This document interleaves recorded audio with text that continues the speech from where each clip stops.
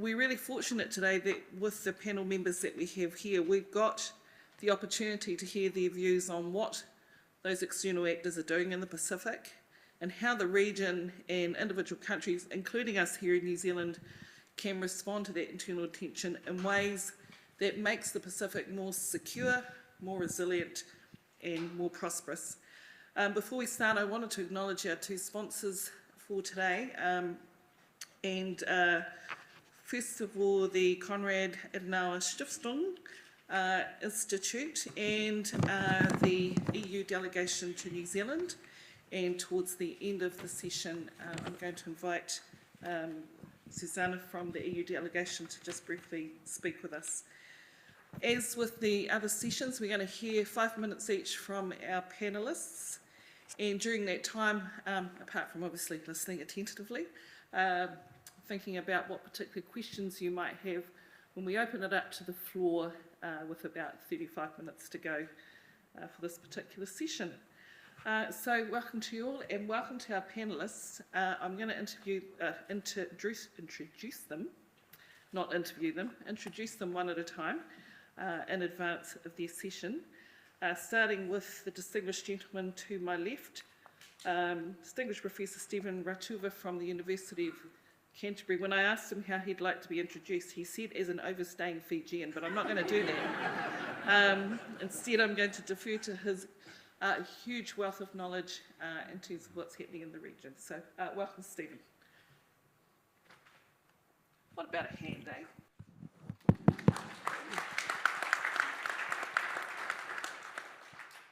Oh, thanks so much, Caren. After the nice lunch, I'm beginning to go to sleep, so it's probably time to keep myself awake, and also you awake as well.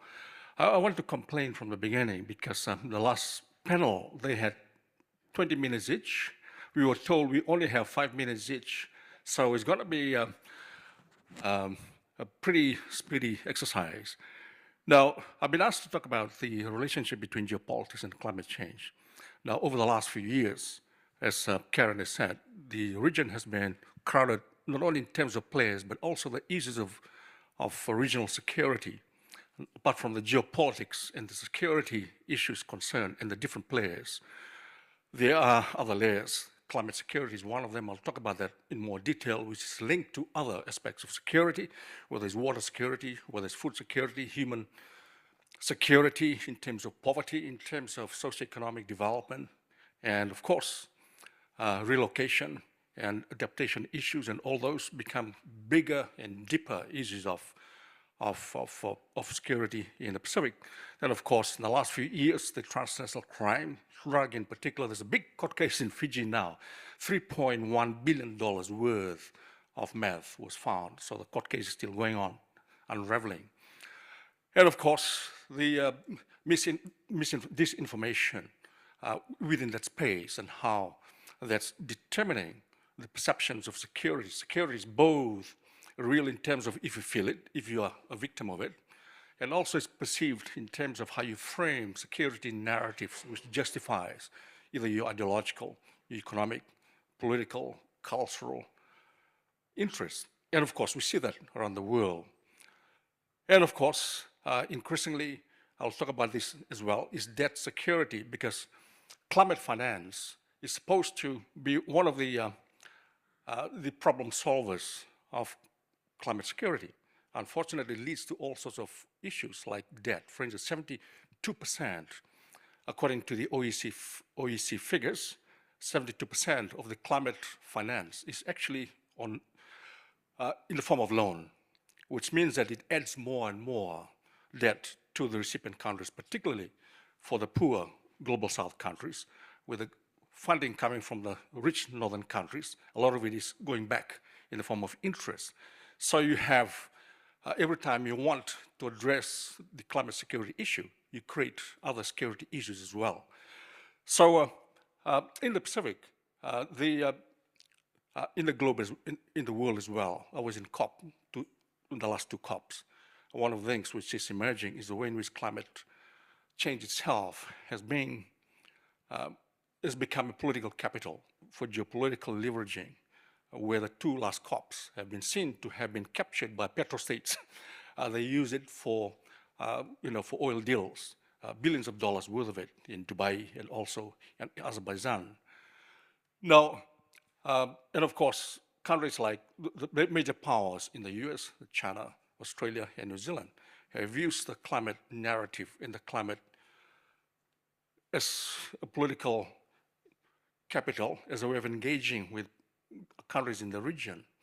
When the United States when Biden invited the leaders of the Pacific into Washington to sign the US Pacific Island Agreement, a significant component of that was to do with climate change, to do with how the US can address some of the issues of climate change using the $800 million, which never came. One, 2 years ago when that was happening, the money will never come because the US has other interests and priorities around the world, whether it's the Middle East, and of course, in Ukraine, not so much in the Pacific. So of course, with Trump coming in, you can forget about it. And of course, the ministers of foreign affairs in the Pacific, they went to China and had a meeting with the Chinese foreign affairs minister in relation to engagement with the Pacific, and one of that is climate change as well, how China has committed itself, like the US committed itself, to addressing the issues of climate change in the Pacific. So Australia had a deal with Tuvalu. So it come to Australia under the Whalepili framework, then we'll, as part of addressing the climate issue, and then we'll come and take over the security, blah, blah, blah, so forth, of the country. But some people say that it's a capture of Tuvalu by Australia. So the climate issue has become a political capital used by the big powers as a way of engagement diplomatically. Are you wanting me? Okay. I'm still halfway through. Engagement with the Pacific. Now that raises the risk, of course, of are we being genuine about addressing the issues of climate change in the Pacific and the way in which climate has become, according to the leaders of the Pacific, in the Bow Declaration in 2018, climate change is the most significant security factor in the Pacific. So on one hand, it's an existential threat. It's been seen as an existential threat by the Pacific leaders. That's an actual term being used. On the other hand, the big powers, external powers, are using it as a political leverage to try and engage between the hearts and minds of the Pacific and to keep each other out, keep the Chinese out, for instance. And the Chinese are doing the same thing. Again, let us in. Look, we have the climate thing, which is good for you.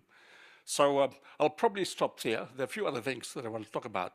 So my last sentence is, every time you try to address an issue of climate security, or any security situation for that matter, one of the challenges is how do you make sure that you address it in a way which is genuine, rather than create more issues of security down the line.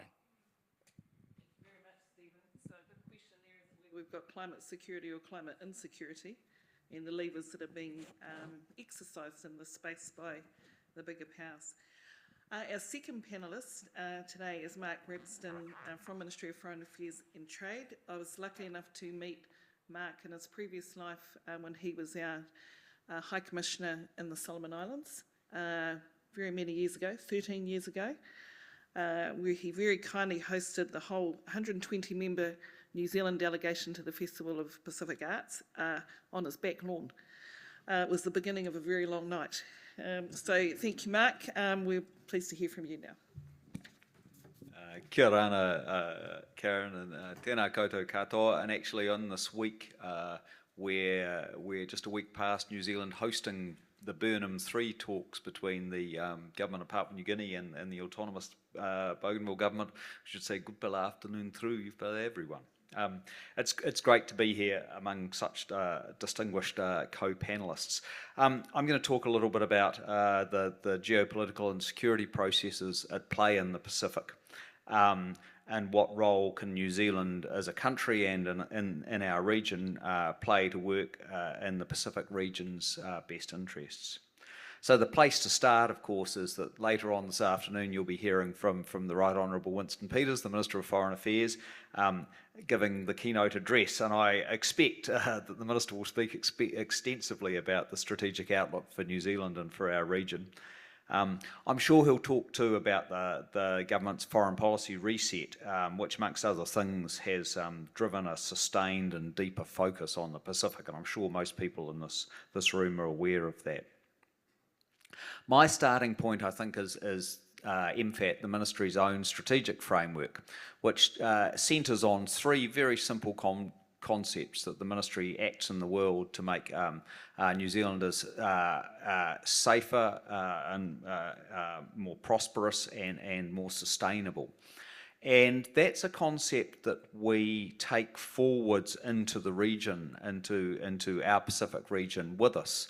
And we define internally those strategic goals as encompassing what we want for the Pacific as well. We know that a safer, more prosperous, more secure, more sustainable Pacific is in our interests as well. So we see that as a shared goal. And that picks up a point that Stephen made really around this broad definition of what we talk about when we talk about security. And just an aside on climate finance, I'm proud to say that New Zealand's climate finance commitment, which has been substantial, and will be pretty much fully expended by the end of this commitment period, which is the end of this calendar year, is entirely grant and not loan. So New Zealand supports Pacific resilience to the wide-ranging security challenges that we've talked about, particularly those identified, as Stephen said, in the Boy Declaration on Regional Security. The Boy Declaration, signed at Boy in Nauru, expanded the definition of security and sees us engaging across overlapping sectors, including human health, which was particularly true through sort of pandemics and epidemics, but more generally, biosecurity, cyber, policing, transnational crime, something in the news a lot recently, climate insecurity, and maritime issues. Often drawing upon expertise of New Zealand government agencies to support our Pacific neighbours in these areas.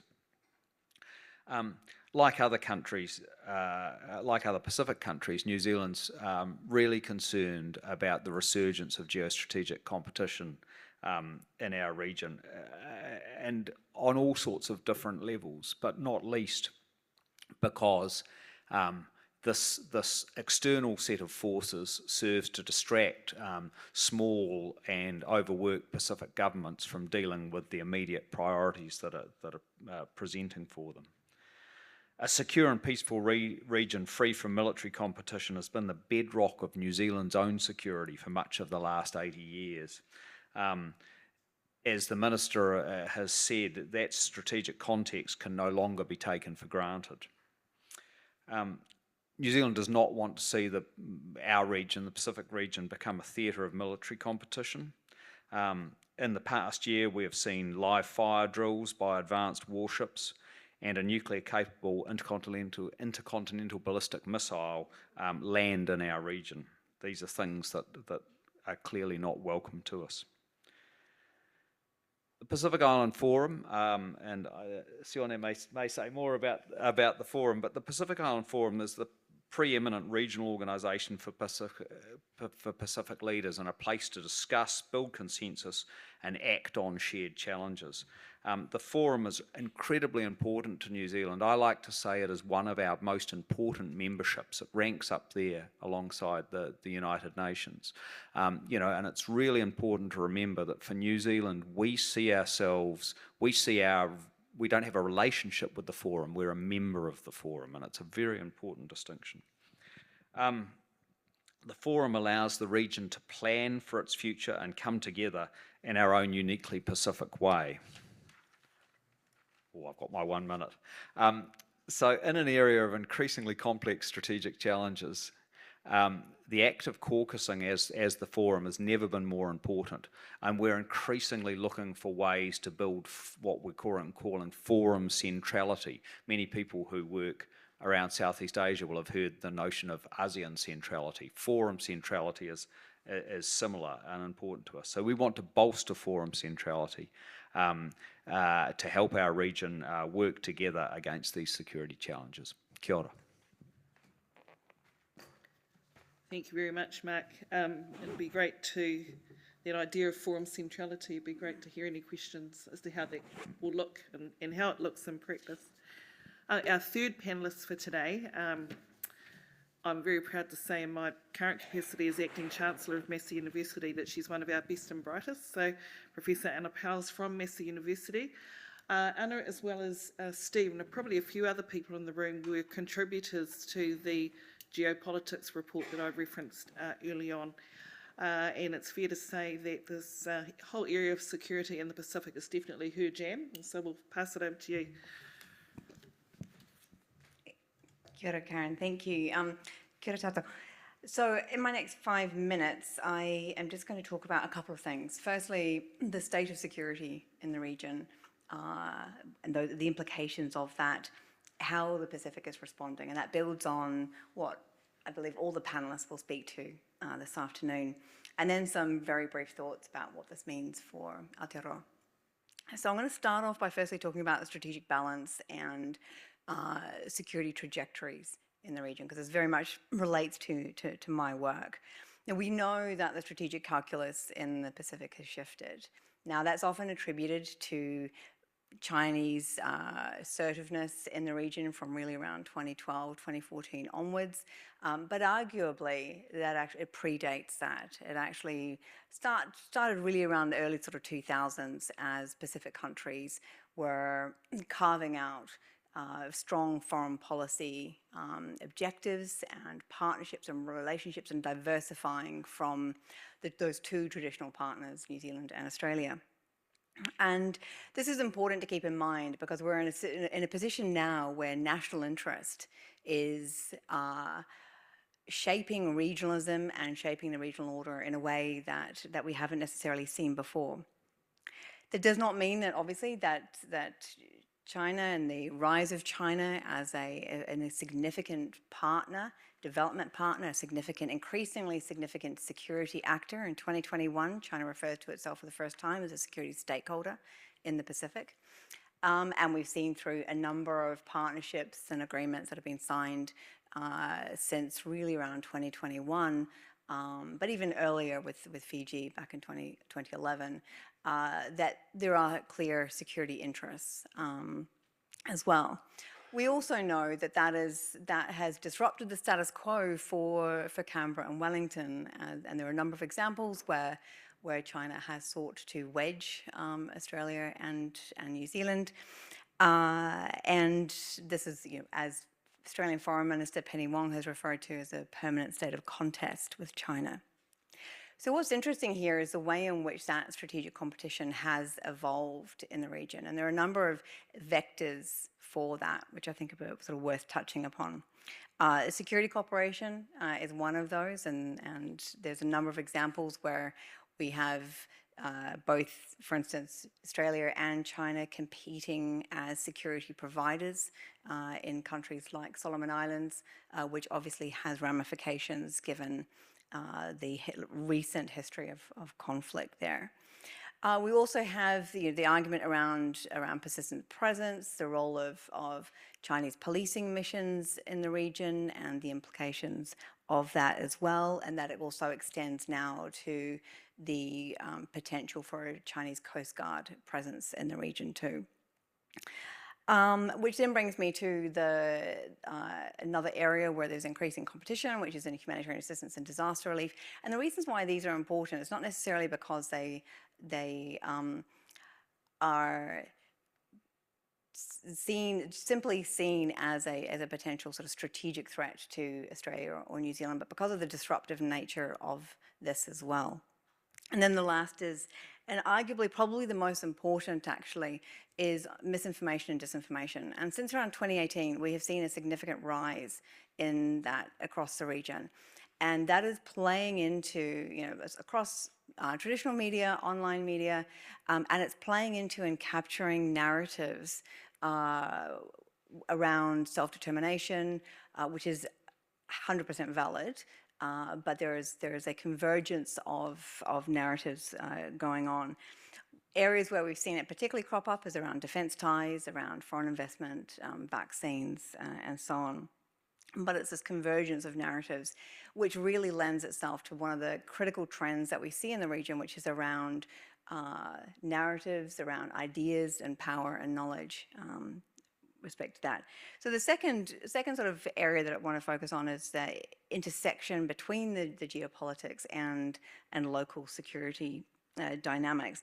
And the geostrategic debate in the Pacific has returned to very binary assumptions once again about the role of Pacific countries and Pacific agency. And this is not new to anyone, but it is worth repeating and reflecting on because it's deeply flawed and it's getting worse. And it's getting worse because partners, and I mean all external actors engaged in the Pacific, are increasingly becoming much sharper.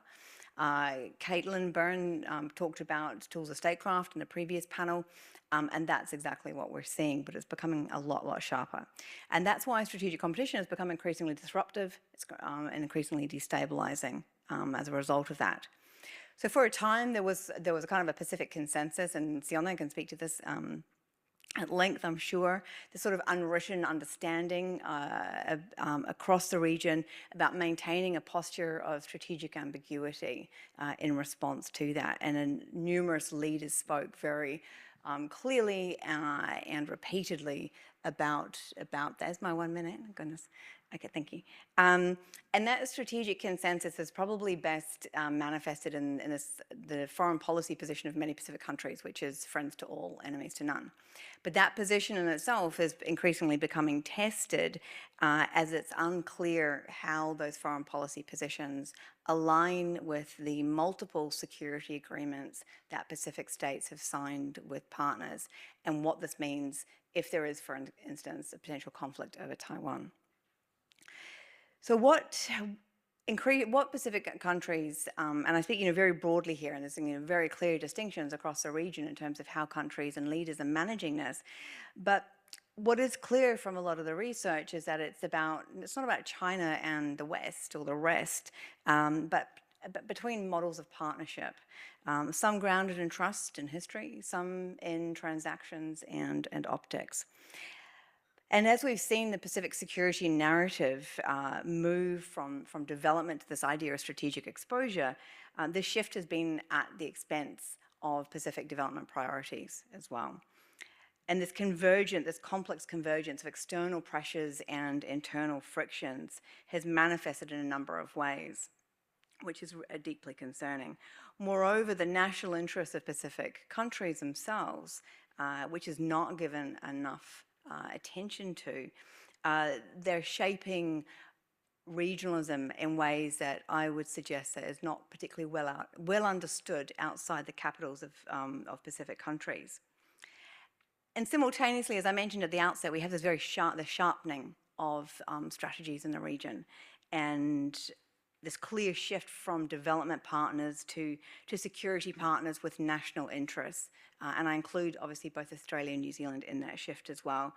And the fact that strategic deterrence and denial are shaping and driving new sets of security architecture across the region with the aim to gird the region, which may be strategically logical for many partners. There are concerns that this is creating parallel forms of architecture which undermine the very sort of Pacific centrality that Mark spoke about before. And there's growing skepticism when partnership feels a lot more like pressure as well. So I would just very lastly say is that there are significant implications for New Zealand now. And this, again, these are not new, but I think they're getting a lot more pointier. The first is, how does New Zealand manage the tension between being a security partner and a security stakeholder in the region? And the second is, how does Australia, and the second is really going to determine the first, how does Australia demonstrate its value and relevance to Australia, its most important relationship, and balance that with its Pacific identity? Thank you. Thank you very much. And as you identified from the previous panel, and many of the speakers today have shone a light on the role of misinformation and disinformation on the relationships and what's happening in our particular region. We move now to our fourth panellist, Sione Tekiteki, here from Auckland University of Technology, but probably most relevant to today, has spent much time working in the region, principally in his time at the Pacific Island Forum, and we welcome his views on how geopolitics and security is playing out in the region. Sione. Thank you very much, and good afternoon, everyone. I'm not too sure how much I can add based on what's been discussed. So maybe if I just change it around a little bit, and perhaps talk about it from a Pacific perspective at the national level. Because when I do attend, a lot of these seminars, the conversation tends to happen at the strategic level. And I almost get the sense when I do talk to some people that there's a frustration in the sense that Pacific countries are not seeing it how you are all seeing it, if that makes sense. And if you turn it around and think of it from a Pacific perspective, you're looking at very, very small administrations with a lot of capacity constraints. You've got so many partners wanting to come in. You're being hosted for lunch, for example, being told win-win, we're here, we're mutual respect. Then you get hosted for lunch somewhere else, and then it's, we really value your sovereignty, we're here to protect your security. So it gets to a point when you're the Pacific country, you're saying, well, this is just hot air. I mean, I'm hearing it from here. So Pacific countries, they're just thinking that these are just all partners. They're not thinking, okay, this one's better than that one. They're just thinking it in the context of partners. And they're thinking it in the context that because they're Pacific countries, they have issues around climate change. They have a lot of economic issues. They have a lot of issues, whether it's youth unemployment. And these are the sorts of issues that's calculating in their minds when they're having these conversations with partners. And what they're asking themselves is, okay, so if this is an opportunity, how can I make the most of it? And that's why, if you're in that situation, you have to ask yourself, why would you have any other policy outside of a policy where you're friends to all? Because to make a choice is to limit your choice. So that, from my own perspective, is probably the disconnect with what's conversations that's happening at the strategic level, and how Pacific nations and Pacific leaders are seeing it at the national level, because all they're thinking is, okay, what does this mean in terms of budget support? What does this mean in terms of what I need to do for unemployment and things like that?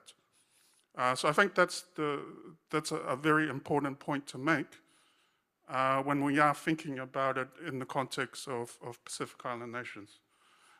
Secondly, and I know that there's been discussions around the forum, but I think the problem with a lot of these partnerships is that because it's driven a lot by strategic denial, there's an impetus to hurry up and make agreements.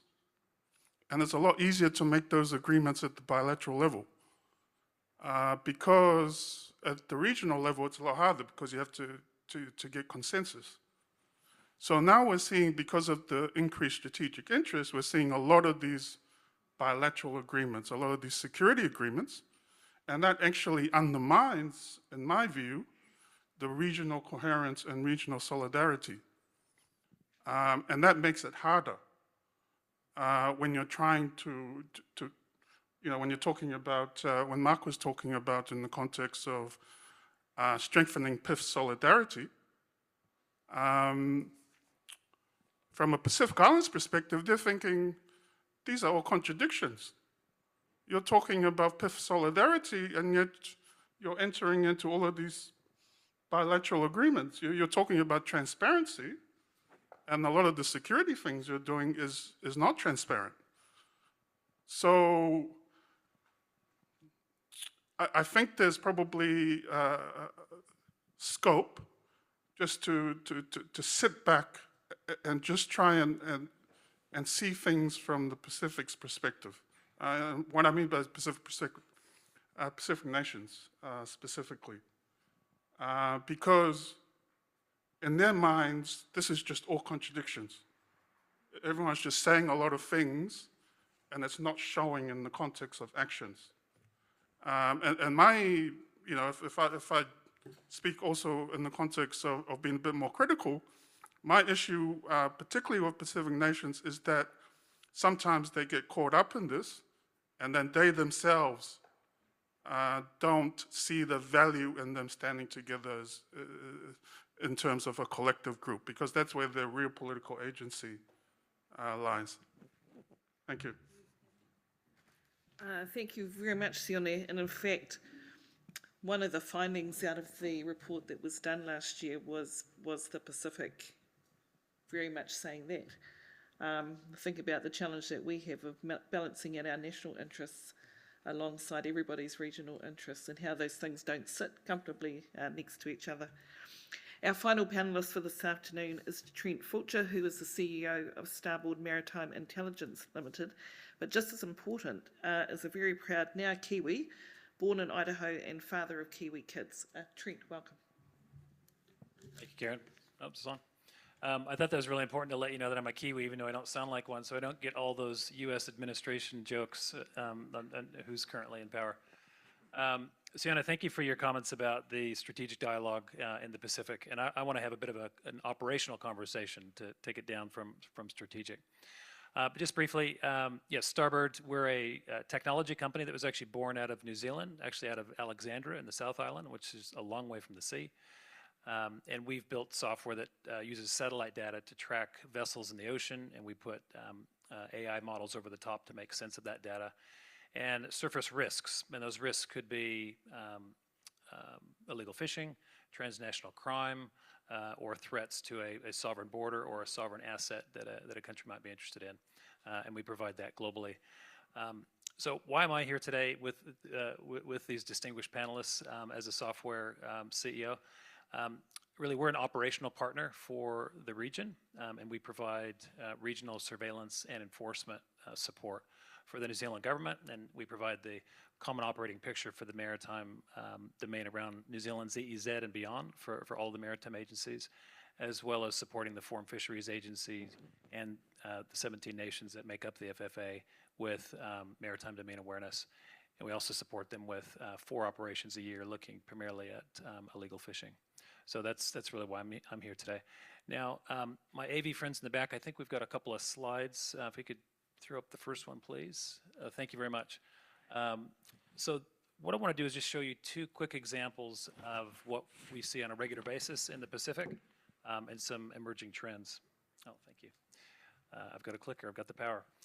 So this first picture is a picture of the Pacific, and if I can turn around far enough, this is a picture of the WCPFC, so the Western and Central Pacific Fisheries Commission. And what you're seeing here is fishing activity in the month of May, so just last month. And you're seeing primarily fishing activity in the high seas pockets or the high seas areas. And there's a couple of interesting things to see on the screen. And the first point I'll make is the WCPFC and the FFA have done a fantastic job of getting the majority of fishing vessels in the Pacific licensed. And so that's kind of the first hurdle, and they've done a great job at that. But we're seeing 2 really worrying trends. One is overfishing of quotas, and secondly, shipping the fish that's caught to other vessels so that you appear empty when you're boarded by fisheries enforcement officers. And so what you can see on this picture here is anything that is pink, a pink line, that's fishing behavior. We've got a little model that identifies when you're fishing or not. And so you can see lots of fishing behavior over this 30-day period in the high seas pockets, but you can also see, if I can get my little thing here, a lot of activity that's going into the EEZs and fishing within sovereign waters, which hopefully they have the right licenses to do that, but in most cases they don't. We've got, close to 1,000 vessels that fished over that 30-day period.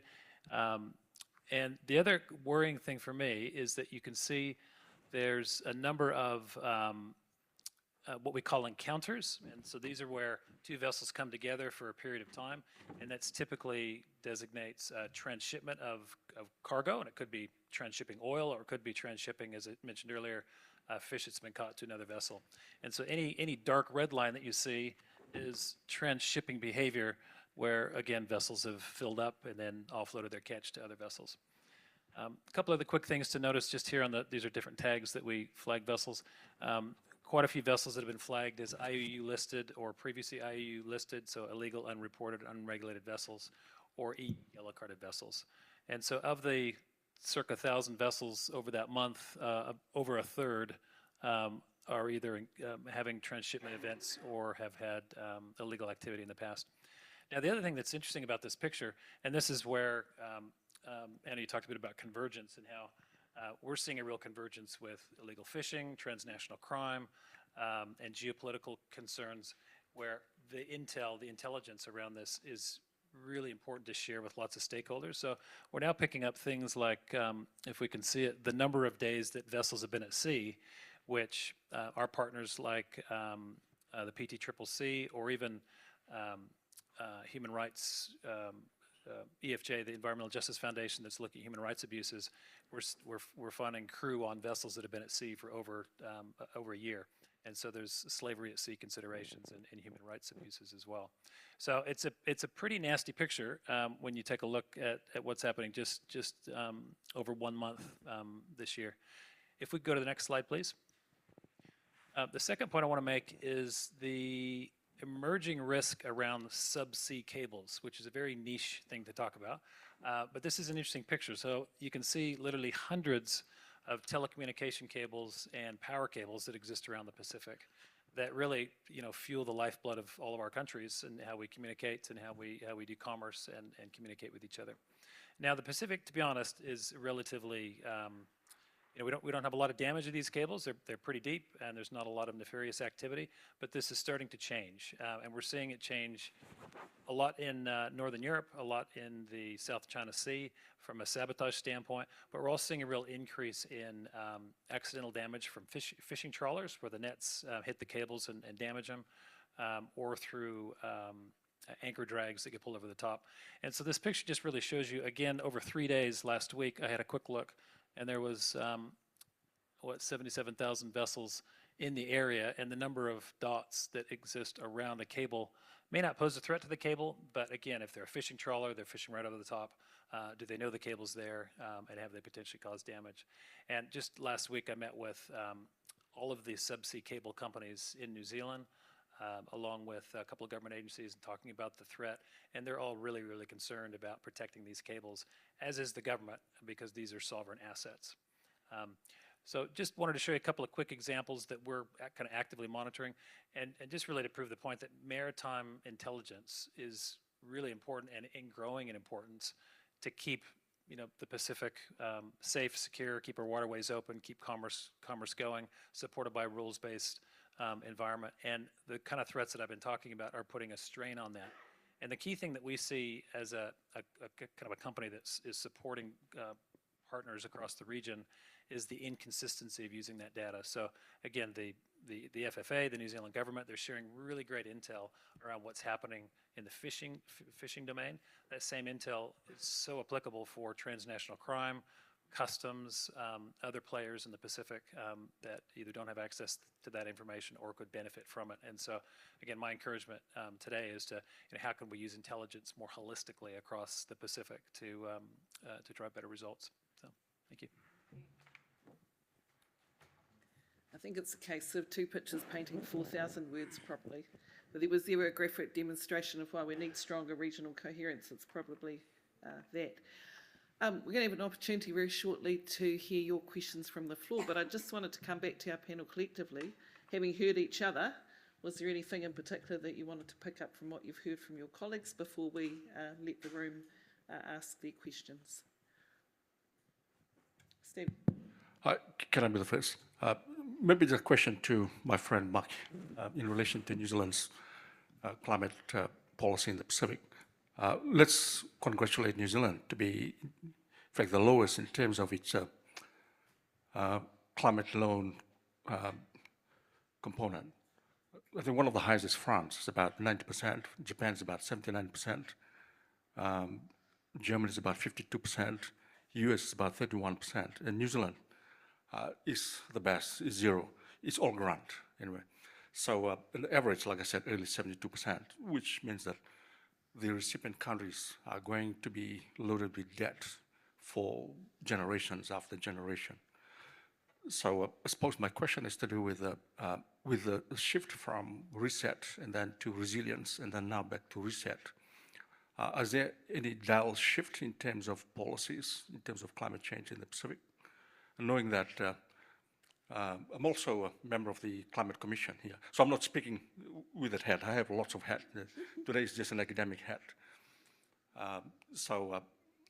There's been some concern here and there about the climate position now of the government in terms of pushing back on some of the progressive changes. So I wonder how that has also impacted on, is there any dial change in terms of climate policy in the Pacific? Yeah, Vinaka, Stephen, it's a good question. I can answer that briefly, and then I've got an observation too, actually to make on Anna's and Sione's interventions. But just on the climate commitment, so New Zealand's initial $1.3 billion climate finance commitment expires at the end of this calendar year, as I said. And Budget 2025, I mean, everyone in this room, I think, would appreciate that Budget 2025, as the Finance Minister said, created lots of very tough choices. But in that budget, there was an additional baseline, 100 million New Zealand dollars a year for the International Development Cooperation Programme. And that money is neither specifically tagged for climate or for the Pacific. But in announcing that funding, Minister of Foreign Affairs made very clear that his expectation is that it will be spent in the Pacific. And he also made clear that the challenges that he hears from his Pacific counterparts, the challenges that need addressing are all related to climate change. So the net effect of that is we've got quite strong policy signalling from our minister, and while we have at one level flexibility around how the ministry uses that funding and in cooperation with our partners, we've had very clear signalling around it. So I think that answers your question.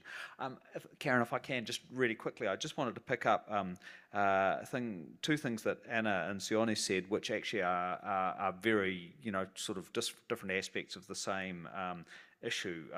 And I'm really just highlighting them because I think they'd be really good things to discuss as a group.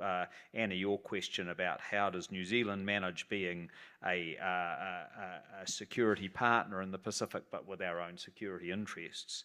And Sione, I couldn't help thinking of Apeli Hauofa when you were speaking, about how the perspectives of Pacific countries are perspectives of Pacific countries are trying to be courted by dozens of partners at the same time, and how do they find their own way and all of that. And I think that's a real problem. That's actually a problem for a country like New Zealand too. We're not that big. And, I guess the partial answer to that is that through the 2050 Blue Pacific strategy, the Pacific region we have a sort of an organising principle or a centering point. But I think, that they are aspects of the same issue, and I think they'd be good to discuss. Thanks very much. Thank you very much. So the opportunity is now yours, audience members, to ask questions. We'd appreciate if you could identify your name and where you are, the perspective from which you are asking the question. And we've got a roving microphone poised at the back, ready to go for the first person. And so just by you're deciding who that is, I am just going to kick off with a question that came in via email. And it was for you, Mark. So the question is, given your expertise in Pacific engagement and economic development, how do you see New Zealand supporting the advancement of digital citizen services across the Pacific, particularly in ways that do actually build resilience, which you referred to, digital sovereignty and trust in public institutions? That's a really broad question and a very good one. I'll give two partial answers. One is in the cybersecurity space, but actually, as I'm listening to the question, I think Trent probably has some views on this as well. But in the cyberspace, New Zealand is very active in supporting both the Pacific Island Forum and partners in the region to try and address cybersecurity threats, which are real and which happen, and some of those have been reported publicly, which people will know in this room. The second thing, really, just thinking about media in the region. New Zealand is very proud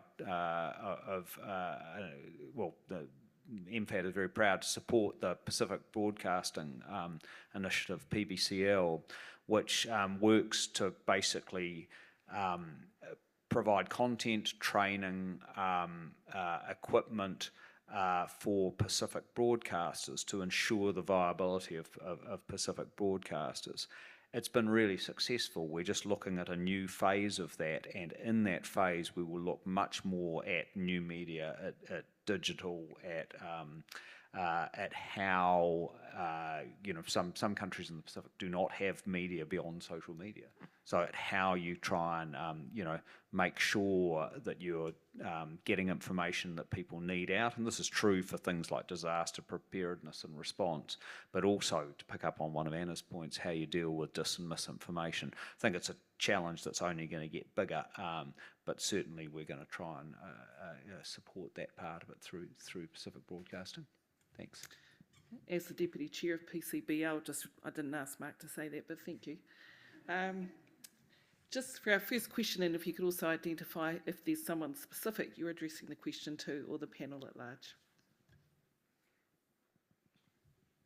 Thank you, Caren. I'm Peter Cousins from Nelson. I note that this session is sponsored by the European Union.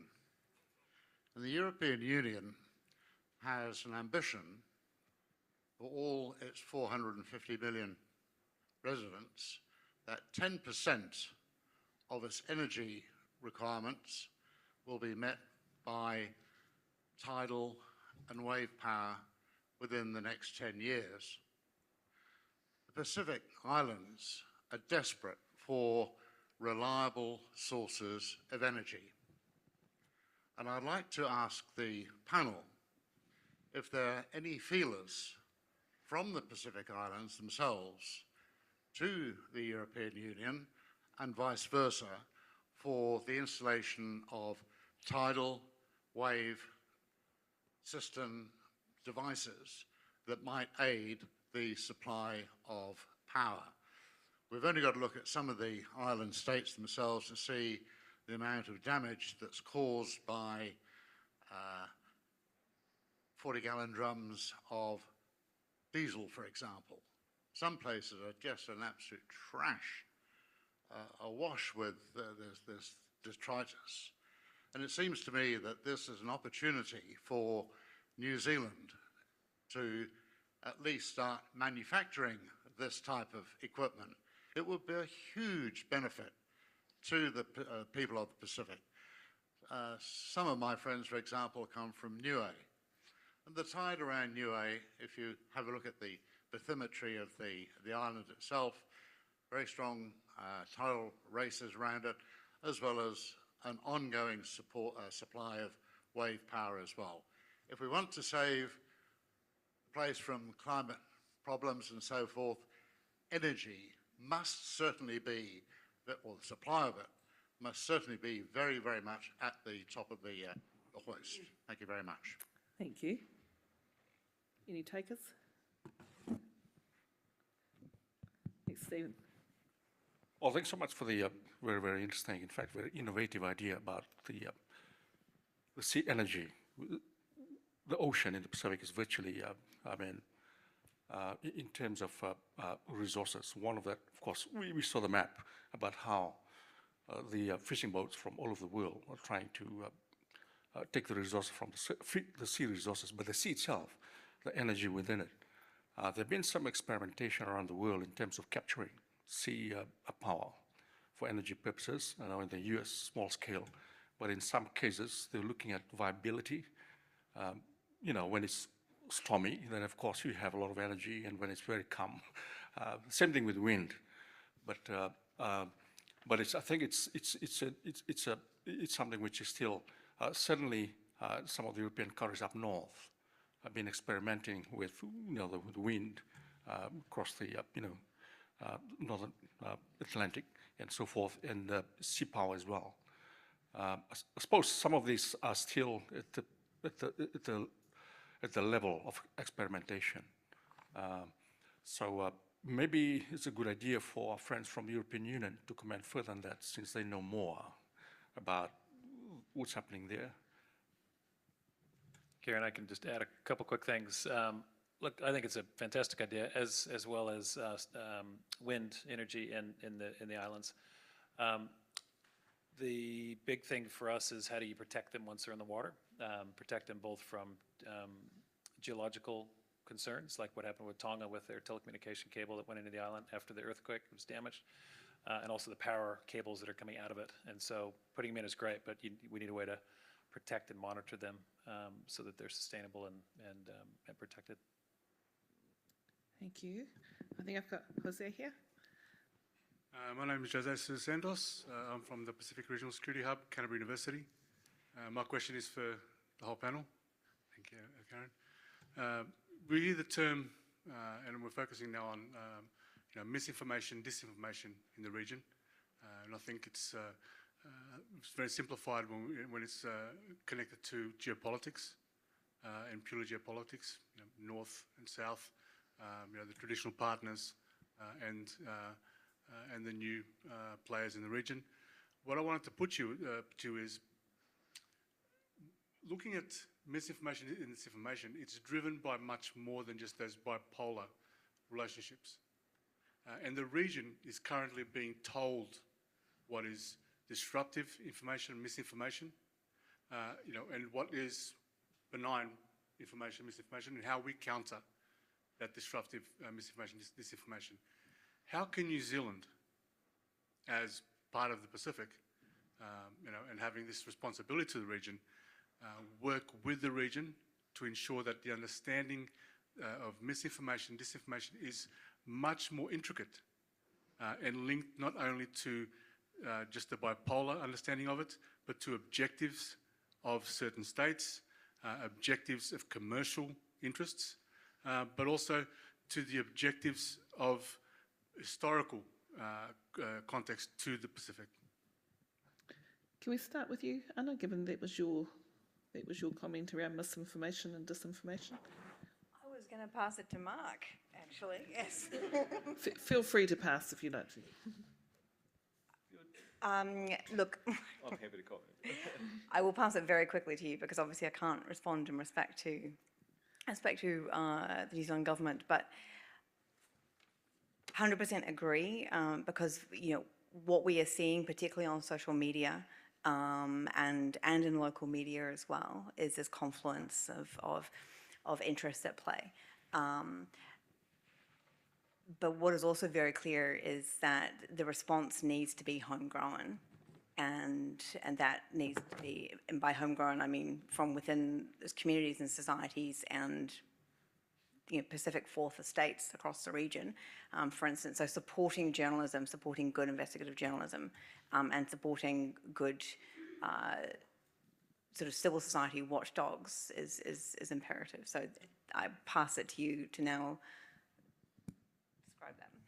I mean, I'd simply agree with that. Come back to the role that people like organisations like PBCL can play, but also just, you know, make an observation. This is a global problem. It's not just in the Pacific. I mean, I witnessed a great Facebook feud a week or so ago where someone in Wellington had put up photographs of the 1938 World Exhibition in Lower Bay. To which someone responded, fake news, you know, AI generated. There was never a building that big in Lower Bay. Of course, most of us in this room know that there was. So I guess, I mean, I think supporting traditional media and supporting traditional media to as we hope to do, to sort of deal with current sort of challenges as news goes digital, or has gone digital.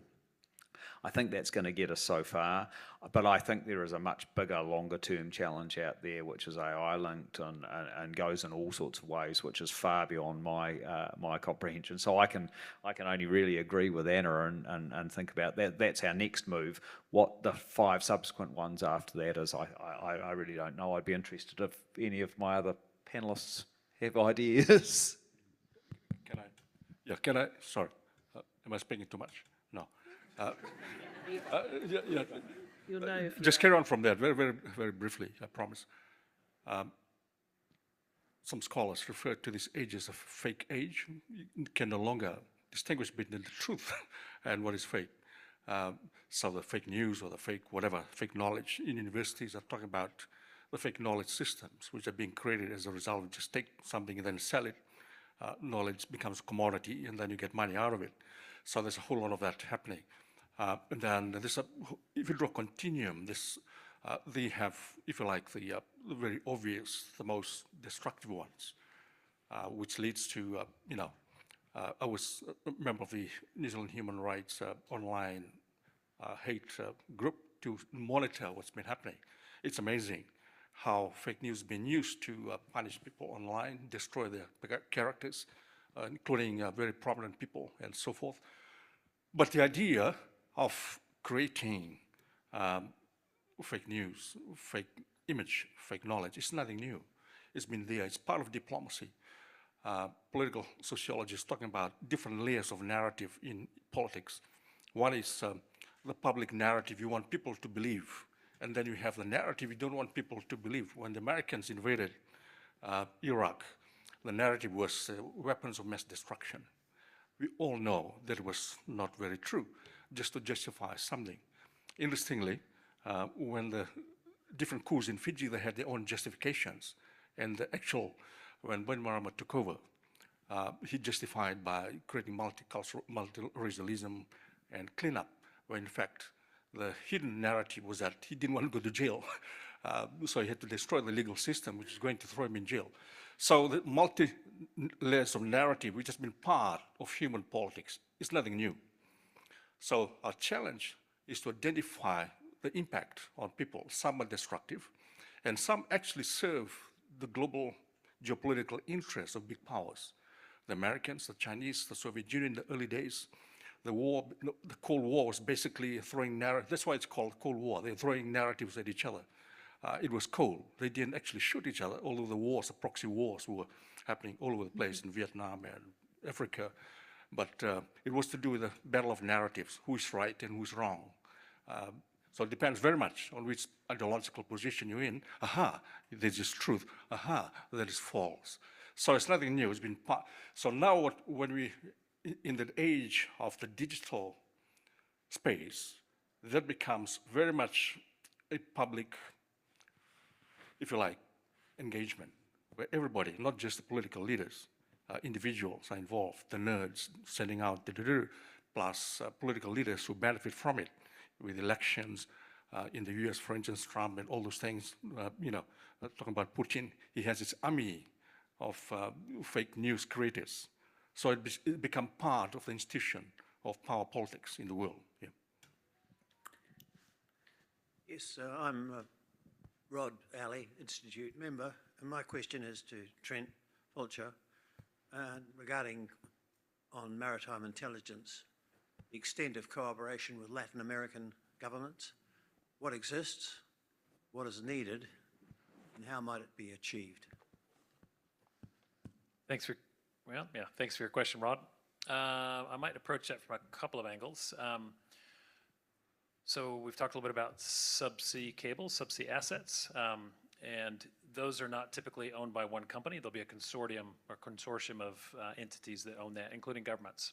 And so cable that might go from New Zealand to Chile could have half a dozen to a dozen people that are involved, including both governments, because they're sovereign assets.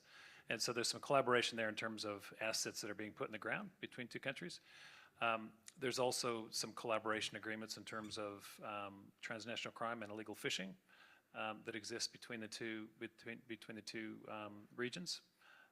And as I mentioned earlier, it's the inconsistencies that exist around intelligence where we struggle, because you could have the best intelligence in the world, but if an individual agency isn't prioritizing and sharing it as effectively as they can to be able to take fast action or allow someone else to take fast action, then the intelligence is worthless. And so, yes, the treaties exist, the cooperation exists, but the practical dissemination of that intelligence between the two can be a challenge. And not just between South America and New Zealand, but even in the Pacific. Thank you. So our next, your runner's coming.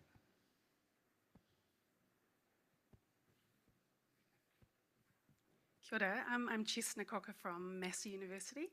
My question is really about maybe power dynamics and relationships. I suppose people-to-people links and cultural ties aside, a lot of our government-to-government relationships have been focused on our development relationship with Pacific countries and governments. And fast forward to now, where we're grappling with quite significant security and geostrategic issues. I'm interested in how the power dynamics have changed and how our relationships and engagement have changed, given none of these issues can be solved by traditional development or security partners, and we need that commitment, collaboration, and engagement from our Pacific partners. I'm really interested to know, how's New Zealand working better or differently, and what the reflections of the panels are to achieve our objectives. Thank you. Thank you. I see some pointing going on. Yeah. Pointing at each other. Sione. Yeah, I'll just say a little bit about that. I mean, I think just from my own observation, there's probably less discourse now around sustainable development. It's probably this, of the security aspect, it's probably more around diplomatic transaction, and we're seeing a lot of that from some of the security agreements, where it's about, this is some financing, but then it's attached to a security outcome or output. So that dynamic has changed, and that is something that sort of concerns me a little bit. And I think hopefully that sort of doesn't intensify, but my feeling is it probably will. And that's something that we, and then it just becomes, and I think we are seeing a lot of that also play out. I mean, we're seeing a lot of that from the US, for example. So that is something to keep in mind. The other thing I would say about narratives, if I could just go back to that issue about narratives, there's a consequence to narratives. So, for example, I was in Tonga when the riots happened, and I was there when people were running around, burning the buildings and so forth. And then it quickly became about Chinese business owners taking our business opportunities, and then it became like, Chinese shop, let's burn it down. And that's something, if you look at Solomon Islands, if you look at Papua New Guinea, that's something to think about, because that could be a consequence of what we are currently seeing. Because I was in Tonga last week, and even that I'm starting to sort of pick up some sort of Chinese threat narrative, even on the ground. And that's something to be mindful of. Because you can have the conversation there, but at some point, it's going to be politicized, it's going to be localized, and then it becomes a issue and potential points of conflict. Thank you. We've probably got time for 2 more questions, and I do want to encourage any students in the room, if you've got questions as well, please take one of those slots. But who's the next? Right there, thank you. Hello, Sarah Cockreeve. I'm an individual member of the Institute. Mark mentioned the Bougainville talks at the beginning of the session, and obviously there are still peacekeeping and independence issues around the Pacific, and I just wondered, is there a common view across the Pacific about internal security?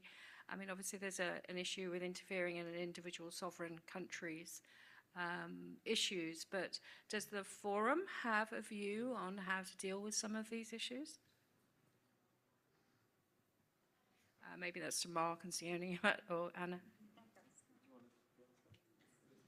We obviously don't have any forum reps here, but does anyone want to make a comment on this? I can make a start, I guess, but conscious that others will have views here. Sarah, thanks very much for the question. I mean, I'd go back to a few things. You know, one of the things that we, as a forum member, are really strong on is the sort of the actual agreement within the forum that we will try to meet our own security needs before we turn outside. And there's been some really great examples of that. For example, Solomon Islands and Papua New Guinea cooperating to address recent security challenges in Solomon Islands. You know, and going back, you've got, you know, some stunningly successful examples. I think that, you know, the Bougainville Truce Monitoring Group and then Peace Monitoring Group, which were regionally led and regionally peopled, are great examples. Perhaps more controversially, so was Ramsey. I mean, I was in Solomon Islands through a good chunk of the Ramsey intervention, which was, I think, you know, very successful. I mean, you know, it didn't solve every problem, but nevertheless, it did return Solomons to a state of peace. I think for me, these regional agreements, we were talking before the session started about I guess, an issue that New Zealand perceives, but others perceive it too, that there is a real spaghetti bowl, if you like, of different regional security initiatives.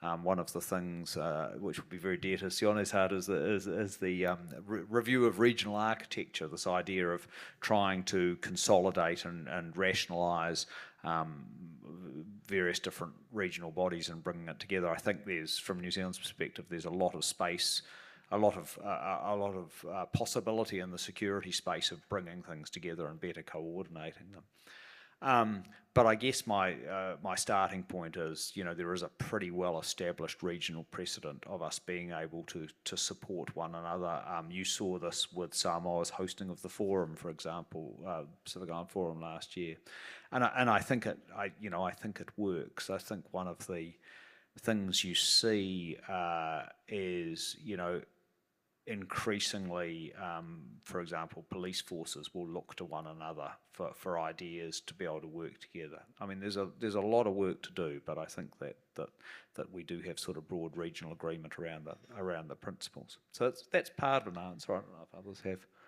thoughts. Very sorry, I've just had the time's up, thumbs up. So I'm going to get the sack very shortly. So can I just encourage you, if you did have any questions you didn't have a chance to ask, please do talk to our panel members. Because before we finish, I wanted to invite Susanna Bieniuk, the Deputy Head of Mission for the EU, just to say a few words. Thank you very much. So the EU delegation is delighted to partner with the NZIIA on this very important panel. And I would like to thank the excellent speakers for the important insights. From the EU perspective, I would like to say that the EU is listening to the Pacific voices carefully in terms of our activities in the Pacific. We aligned them to the Pacific Islands Forum 2050 strategy. And we believe that we are a reliable and trustworthy partner for the region. Thank you very much.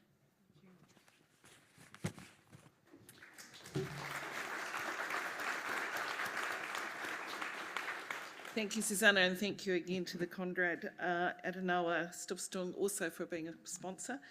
Just to wrap up for today, this is purely a personal reflection as a very proud Cook Islander. One of the trends that's been in the conversations today in relation to security is the importance of security of relationships. And as a proud Cook Islander born in New Zealand, I can't help but reflect that as we approach the 60th anniversary of the Cook Islands-New Zealand relationship, as I reflected to someone at lunchtime, it feels a little bit we're coming up to our 60th wedding anniversary, but we're currently sleeping in separate rooms and not talking to each other. And relationships are at the heart of all the aspects of security that we've talked about today. So just urging all of you who play a role in those spaces to think about the relationships. Thank you all of you for your attention today.